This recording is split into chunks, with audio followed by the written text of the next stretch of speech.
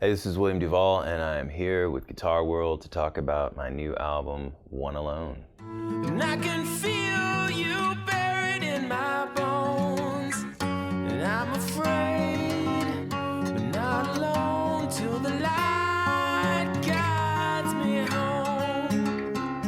It's a combination of older songs that I always thought would present well in a solo acoustic setting, and new songs. Like one of the songs, the second song on the album, The Veil of All My Fears, was written the day before it was recorded. When I had sessions in Atlanta doing albums with other artists that I produce or whatever, it was always just like, hey Jim, can I borrow that guitar again? You know?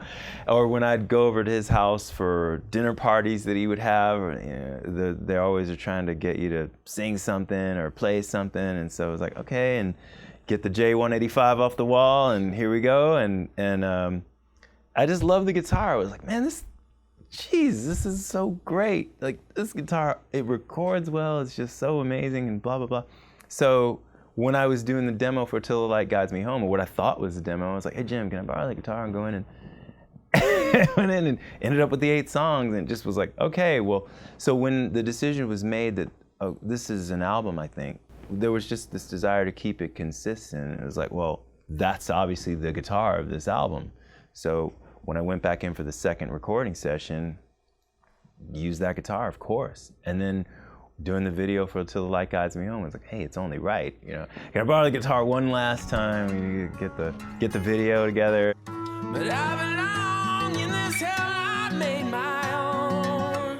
I'm still afraid, but not alone till the light guides me home. Since then, because I'm going on tour, I don't want to drag his guitar all over the country or all over the world.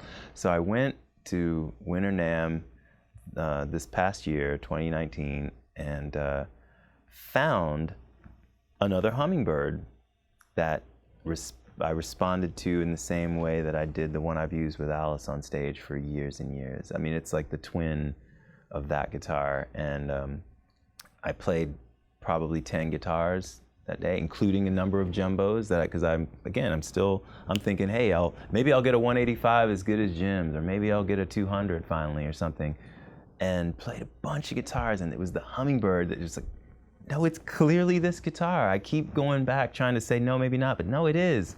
So I said to Cesar and the wonderful Gibson reps, I was like, that's the one. And they're like, okay, great. So, but you know that doesn't have a pickup. We can send you one with a pickup in it. We can send one just like it. And I was like, no.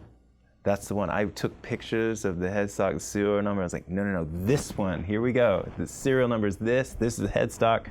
I'm like, okay, you know, and they were very kindly sent it to me, and that's the guitar I'm going to go on tour with. I always have worked rather quickly. Out of necessity, I learned how to do that. Comes with the Fall always made records in days, and that's all the time we had. It was all the money we had, and so all of our records were done very much under the gun, and very much like, all right, we got a day, we're going to get 5 songs right now. And some of the songs, like on Beyond the Last Light, for instance, they had only heard them about 5 minutes before we recorded them. So I would play them the tune, and then we would just knock it out right there, and that's the take you get. So that's just always how I've worked, out of necessity, and I think it's fine. I think it works really well. There's an immediacy to it. Initially, I just went in to record what I thought was going to be a demo for the first song, Till the Light Guides Me Home. And at the time, I was thinking of maybe giving that to another artist to record that I was considering working with, and maybe going to produce their record or something. And so that song was written, and I went right into the studio and thought, I'll just rough this out really quick so that I have it and I can present it maybe to this other person.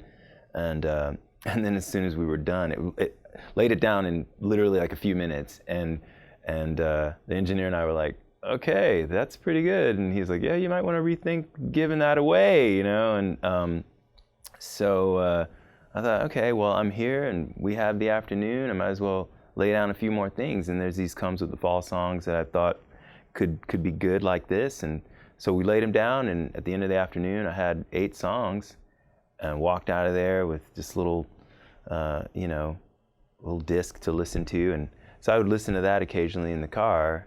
I thought, this just sits well together. It's almost like this is the makings of an album or something.